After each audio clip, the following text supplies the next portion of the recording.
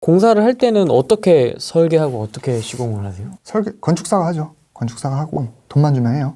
아니 뭐 알아서 짜와 이렇게 하시나요? 알아서 짜오는 그쵸, 알아서 짜오게 하는데 뭘 지을 건지 물어보죠. 그러니까 뭘 지을 거냐, 뭐 상가를 지을 거냐, 다중주택을 지을 거냐, 뭐 다가구냐, 다세대냐, 뭘 지을 건지 하는데 건축을 처음 하는 분들이 입문하기 가장 좋은 그냥 입문 단계가 다중주택이거든요. 왜 그렇죠? 다중주택이 가장 쉬워요. 작은 땅에서도 할 수 있어요. 그냥 다가구 다중주택 정도가. 그 다음에 수익률이 제일 좋아요. 다중주택을 짓는 게 전세 놓기도 좋고, 그 다음에 다세대나 이런 거는 선대출을 깔기가 좀 어렵거든요. 왜냐면 개별 등기다 보니까 결국은 거기에 전세 세입자가 들어올 때 그 호실에 있는 근저당은 말소하는 조건으로 다 들어오잖아요. 그렇죠. 다중주택 같은 경우는 건물 전체에 가치 있는 근저당이기 때문에 거기 원룸에 들어오는 전세 세입자가 뭐 요 한 호실에 대한 근저당이 아니고 건물 전체에 대한 근저당이기 때문에 어느 정도는 감안하고 들어오다 보니까 이게 풀피를 만들 때 더 유리한 것도 있고, 다중주택으로 여기에 그 건축법상으로 가장 최적으로 한번 설계를 해주세요.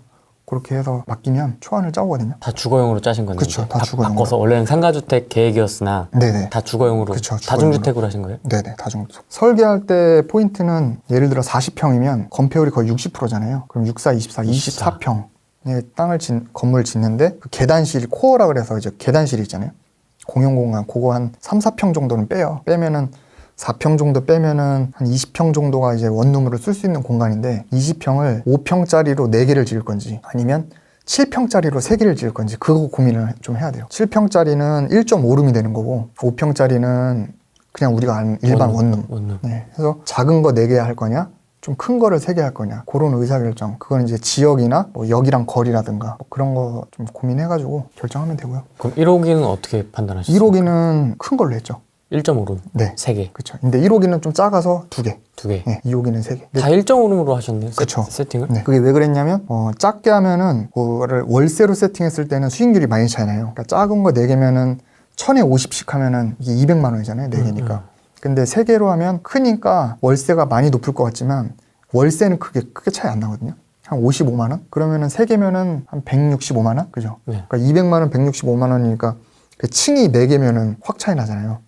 그러니까 대부분의 업자분들이 다 작게 져요. 다 작게 져서 다 월세로 세팅한 다음에 수익률 이빠이 올린 다음에 그거에 맞게 이제 파는 거죠. 그렇죠. 그러다 보니까 원룸이 많은 지역에 가면 작은 원룸에 대한 공급이 많아요. 그러니까 작은 원룸에 대한 공급이 많으니까 수요자 입장에서, 그 원룸을 찾는 분 입장에서 조금만 노후되더라도 금방 신축으로 옮겨버려요. 그러니까 내가 작게 짓고 그거를 월세로 세팅해서 매각할 거면 작게 짓는 게 맞고, 내가 이거를 좀 보유하겠다, 뭐 전세를 놔서 풀피를 떼겠다 하면은 조금 크게 지으면은 한 2, 3년 지나면은 노후되더라도 이제 공실률 방어가 좀 되는 거고, 그 다음에 요즘에는 역세권에 오피스텔 신축을 많이 하기 때문에 맞죠. 오피스텔은 막 경비 있지, 완전 뭐 주차장 있지, 빵빵하잖아요. 번쩍번쩍하죠. 네, 그러니까 똑같은 크기면 상대가 안 돼요. 역세권에 있는 신축 아니더라도 그냥 오피스텔이랑 경쟁하려면 원룸이 좀 크던가 싸던가 아니면 뭐 집주인이 착하든가 아무튼 뭔가 경쟁력이 있어야 되는데, 뭐 집주인이 착한 건 필요 없고 싸던가 아니면 넓던가 해야 되잖아요.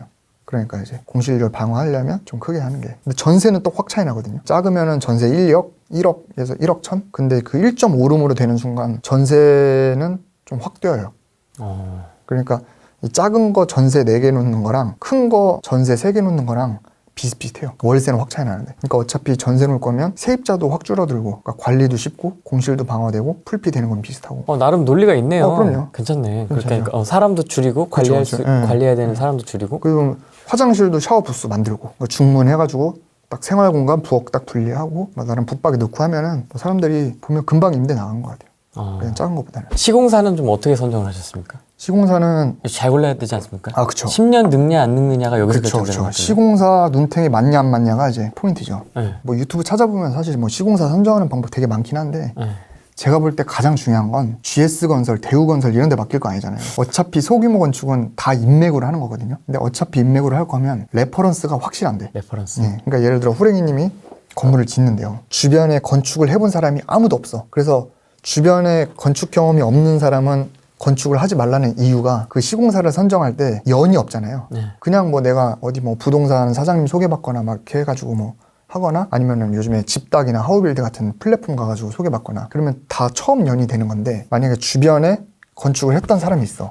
근데 이렇게 되게 친해. 그리고 내가 그 건축을 실제로 시행을 하면서 눈탱이 안 맞고 잘 했어요. 했더니 뭐 거기 현장 소장도 괜찮고 이렇게 해서 뭔가 다 마무리를 했는데 내가 그 시공사랑 했는데 뭔가 괜찮았어. 근데 이제 서로가 이렇게가 믿을 수 있으면 이렇게 소개받아서 하는 거죠. 제일 중요한 거는 시공사가 지었던 건물에 가서 그 건물 가보는 건데 가서 그냥 외관 딱 보고 이쁘네 이게 아니고 거기 세입자를 만나봐서 거기 이제 건물 살아보는 세입자가 뭐 하자가 있나 없나 뭐 그런 거 물어보는 게 첫 번째고 그 건물 지었던 건축주를 만나보는 거죠. 그 지었을 당시에 건축주를 만나서 이 시공사랑 같이 일했을 때 어땠는지 그런 건축주를 찾아가서 물어보고 그러면 좋은 말은 안 나오거든요. 근데 최소한 욕은 안 나온다. 그러면 이제 중간에 하는 거죠. 그렇게 해서 몇 군데 해야 되는데 그 미리 해본 건축주가 나랑 친하다. 그 얘가 추천을 한다. 그러면 사실 그게 그나마 이제 안전한 거죠. 최근에 했으면은 사실 그게 답인 것 같아요. 뭐 이렇게 교과서에 나오는 시공사 선정 방법이 있어요. 막 이렇게 뭐 재무제표도 봐야 되고 뭐 현장 소장 경력 증명서 보고 뭐 하는데 뭐 다 해봐야 걔네들이 다 속이려고 하면은 뭐 이렇게 그렇죠. 못하죠. 그렇죠. 그러니까 이제 큰 업체여가지고 막 입찰 띄워가지고 막 나라장터에서 막 그렇게 할 것도 아니고 그죠? 최저가 입찰? 네, 최저가 볼 것도 아니고 막 돈도 없잖아 또. 네. 돈도 없으니까 돈도 빌려야지. 그러니까 제일 중요한 거는 소통이 잘 되는 시공사. 그러네. 네. 그 다음에 내 주변에 어떤 친한 사람이 했는데 그 사람이 괜찮다고 하는 시공사. 그럼 조금 비싸더라도 10년 안 늙는 게 낫지. 조금 뭐 1, 2억 싸게 하려다가 진짜 막 더 뒤집어 쓰는 경우가 많거든요. 어차피 공사비가 아무리 비싸다 하더라도 진짜 막 눈탱이 맞지 않는 이상은 그거 이상은 언젠가는 가치가 좀 상회하니까. 그 중간에 중간중간에 막 그 공사비 더 달라고 네. 무력 시위하는 경우도 있다고 제가 얼핏 그렇죠. 들었습니다. 네. 다 그런 건 아니지만. 다 그런 건 아닌데 사실 애초에 그런 시공사를 안 만나는 게 제일 좋은 거고 그렇기 때문에 그렇게 했는지 안 했는지 경험이 있는 건축주를 만나는 게 그래서 중요한 거고 저는 아직 경험이 없어가지고 그런 경험은. 그러면 그렇게 찾으셨어요? 아는 사람 소개로 이렇게? 처음엔 그랬죠. 처음에는 저를 도와주는 PM분이 시행을 했던 시공사랑 계약을 했어요. 1호기. 네. 그때 1호기랑 하더라도 그래도 내가 그냥 아는 사람만 믿고 하기엔 좀 그렇잖아요. 저 스스로도 검증을 해야 되니까 저 스스로도 시공사를 알아봤죠. 뒤로? 네. 다 알아보고 그래서 견적 13군데를 받아서 다 미팅해보고 다 알아보고 하니까 PM 해준 분이 소개해준 내가 그래도 괜찮다라는 게 그냥 그 사람 말만 들어서가 아니고 내가 알아보니까 괜찮은 게 느껴질 때 그렇게 한 거고 그때 알아볼 때 13군데 중에 그 업체 포함해서 한 3군데 정도가 괜찮았어요. 이 3군데 중에는 어디랑 해도 괜찮겠다 싶었는데 이제 여기는 검증이 돼 있으니까 이렇게 한 거고 이제 두 번째 할 때도 여기랑 하려고 그랬죠. 하려고 했는데 두 번째 할 때는 견적이 좀 세게 오더라고요. 그때 첫 번째 알아봤을 때 그래도 좀 관계를 맺었던 요 2개 중에 하나랑 이제 다시 얘기를 해가지고 그 업체랑 또 하고 3호기는요? 3호기도 지금 그 업체랑 3호기도 두 번째 거를 공사를 하고 있었어요. 이제 막 시작했어요. 했는데 다 레버리지잖아요. 막 다 대출이고 시공사 외상이고 내 돈 거의 안 들어가니까 처음에 어쨌든 그 1호기를 끝내고 다 임대를 맞춰 놓으니까 2억이 풀피가 된 거예요. 그러니까 처음에 내 에쿼티 2억에 다 전세 맞추니까 2억이 풀피가 돼서 4억이 생긴 거죠. 그러니까 그 4억으로 더 큰 땅을 산 거죠. 이제 더 큰 걸 해가지고 이제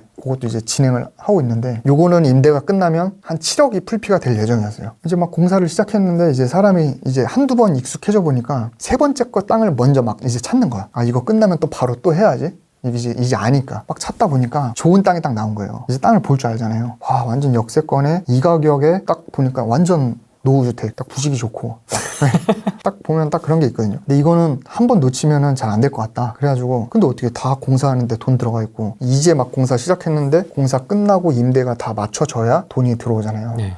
돈이 들어와야 또 세 번째 거 또 이제 할 수 있는데 이 시간이 너무 긴 거라. 근데 이 땅은 너무 탐나. 네. 근데 그때까지 기다리면 이거 팔릴 것 같아요. 그래가지고 어떻게 했을까요? 또 어디서 돈을 땡기셨군요? 땡겨야죠. 이게 워낙 하고 싶으니까 강렬하니까 돈은 없잖아요. 네. 다 땡겨가지고 두 번째 넣었는데 신용대출도 다 아까 땡겼잖아요. 네. 그래가지고 시공사한테 갔죠. 시공사 이거 두 번째 거 두 번째 시공사. 공사 건설하는 시공사한테 가서 이거 나 세 번째 거 하고 싶다. 그러니까 너네들한테 수의계약을 할 테니까 이거 토지 사는 땅을 빌려달라. 그러면 이 공사업체는 이거 수의계약 합의서 이런 걸 쓰거든요. 그럼 수의계약 하면은 나중에 비딩 없이 그냥 수주 또 하는 거잖아요. 그러니까 바로 옆 동네였어요. 그러니까 이 시공사는 이 공사 끝나고 바로 할 수 있으니까 그러니까 일거리가 계속 있으니까 좋은 거고. 수익하면 조금 올라가는데 사실. 근데 이제 그 믿음이죠. 그 두 번째 거 하면서 그 현장 소장이랑 그 대표랑 시공사 대표님이랑 우리 나이 되면 또 그래도 사람 딱 보면 딱 알잖아요. 대충. 그래도 좀 믿을 만한 사람인지. 물론 뭐 그래도 모르지만 그래도 저는 믿을 수 있다고 생각을 해서 뭐 이 사람들이 수의계약 한다고 해서 뭐 눈탱이 치려면 또 칠 수 있겠지만 그 정도는 감안하고 할 수 있겠다라고 생각해서 이제 수의계약 할 테니까 이 땅을 잡게 도와달라. 그래서 계약금을 쏴달라. 그렇게 해서 이제 합의서 쓰고 계약금을 쏴가지고 이거에 대한 잔금을 이거 끝날 때로 미룬 거죠. 근데 이거 딱 끝날 때까지 미루고 끝날 때까지 이거 잔금을 한 거죠. 세 번째 거를. 근데 그 사이에 법인 규제가 터진 거예요. 법인 막 취득세 13.2%, 종부세 막 터지고 이거 계약하기 전에 이제 잔금까지 좀 시간이 있잖아요. 그래서 그때 또 이 사람을 찾아갔죠. 이 매도자를 찾아가서 그때가 이제 또 명절이어가지고 명절 선물 막 사들고 가서 뭐 사들고 가셨어요? 김. 김이 이제 호불호가 좀 덜하니까. 그때 할머니셨는데 할머니랑 아드님이 계셨는데 찾아가서 읍소를 좀 했죠. 세금이 장난이 아니다. 이거 아시지 않느냐. 딱 봐도 젊게 생겼잖아요. 그래서 젊은 친구가 열심히 좀 해보려고 하는데 도와주십시오 해가지고 하니까 그렇게 해가지고 읍소를 해서 그분들이 이제 잔금 치기 전에 나가셨어요. 명도를 해줬구나. 비워줬구나. 비워주고 멸시를 했죠. 그걸 나대지로 만들어서 토지로 취득을 했어요. 잔금 전에 부셨으니까요. 네. 네. 잔금 전에 부시고 취득할 때 잔금 칠 때는 토지로 취득을 하면 4.6%니까 원래 13.2%인데 이거 매수자는 잔금 기준이고 매도자는 계약 기준이에요. 그렇게 해가지고 그 사이에 만약에 멸실 특약이 있고 계약서에 잔금전 멸실 특약이 있고 그 사이에 멸실이 됐으면 그 매도자는 계약일 기준으로 해서 비과세 받을 수 있고 저는 그냥 요거 잔금 기준으로. 그럼 그 특약이 있었습니까? 그 특이하게 넣었죠 또. 다시 추가를 해서 읍소해서 김으로 바꿨네. 김으로 13.2 10만 원짜리 김으로 해서 13.2가 4.6이 된 거죠. 한 벤츠 E클래스 하나 뽑았죠. 김으로? 김으로. 네. 그 세 번째 땅도 그 시공사 대표한테 가서 읍소해서 하는 거잖아요. 그러니까 뭐가 다 읍소네. 다 읍소죠. 돈이 없으면 읍소를 해야 돼요. 그래서 제가 직장생활 10년 했는데 다 영업직이었거든요. 그 읍소가 몸에 밴 거예요. 근데 사실 뭐 경매도 그렇고 신축도 그렇고 그냥 일반 아파트 투자도 그렇고 처음 하는 사람은 다 어렵잖아요. 근데 특히나 건축은 변수가 훨씬 많기 때문에 그렇죠. 진짜 전문가나 경험이 많지 않은 사람은 저도 사실 이제 막 세 번째 했으니까 초보인데 아직도 읍소를 해요. 얼마나 전문가가 많겠어요. 부동산 중개인, 세무사, 설계사, 시공사 대표 뭐 그죠? 그런 다 각 분야의 전문가들이랑 상대해야 되는데 그냥 나만 일반인이잖아요. 그냥 비즈니스적으로는 완전 갑인데 그냥 실력으로 보면 완전 을이야. 그러네요. 그러니까 야생에서. 거기서 그분들이 다 눈탱이 치려고 그러면은 완전 나가게 되는 거거든요. 다 읍소하고 겸손하고 이렇게 해가지고 도와주세요 해야 이렇게 사업이 좀 끝낼 수 있지. 그분들도 그걸 또 좋게 보다 도와주려고 하니까 잘 되는 것 같아요. 괜히 어설프게 아는 척 해봤자. 네, 막 그래서 뭐 내 건축주인데 말이야 그래가지고 뭐 의시되면은 그냥 뭐야 이렇게 안 도와주니까. 개 털리는구나. 네, 그때 토지도 계약금도 도와주신 거고 그거 뭐 이자 받으시겠어요? 물론 그만큼 또 제가 물론 세 번째 거 공사비 좀 해놨겠지. 업 좀 했겠지. 했는데 뭐 사실 뭐 그만큼 또 드리는 거고. 그만큼 저는 또 그 시간을 또 앞당긴 거니까 보통 건축할 때 사업 부지를 선정하고 다 이렇게 설계하고 그 다음에 시공하고 임대 놓고 완료까지 풀피까지 뽑는데 넉넉히 1년 잡거든요. 공사 기간만 6개월인데 앞에 이제 계약하고 잔금 치는 거 한 3, 4개월 또 임대 놓는 거 한 3, 4개월 해가지고 1년 접는데 원래 순리대로 가려고 하면 이렇게 해서 돈 회수되고 그 다음에 또 땅 사고 해야 되는데 그러면 1년에 한 채씩 하는 거잖아요. 저는 이제 2년에 3채를 했으니까 다 겹친 거죠. 겹친 거는 이제 다 그때그때 좀 레버리지를 해가지고 빨리빨리 한 거죠. 그럼 1억에서 2억이 넘어갈 때도 그렇게 하셨어요? 그렇죠. 땅을 먼저 잡고. 네. 1억에서 2억이 넘어갈 때는 1억이 임대 놓기 시작할 때 2억이 땅을 샀어요. 그때는 돈이 안 그때는 캐피탈로 했죠. 캐피탈로.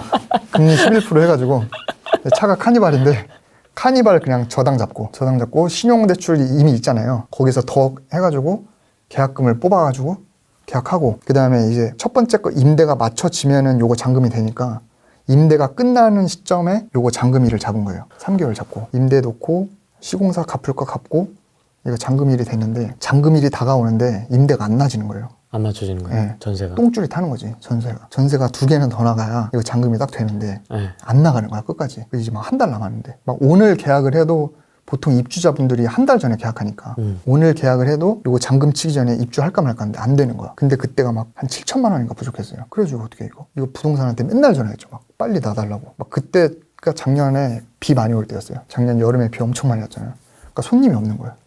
그래가지고 하다가 또 읍소해야죠 어떻게.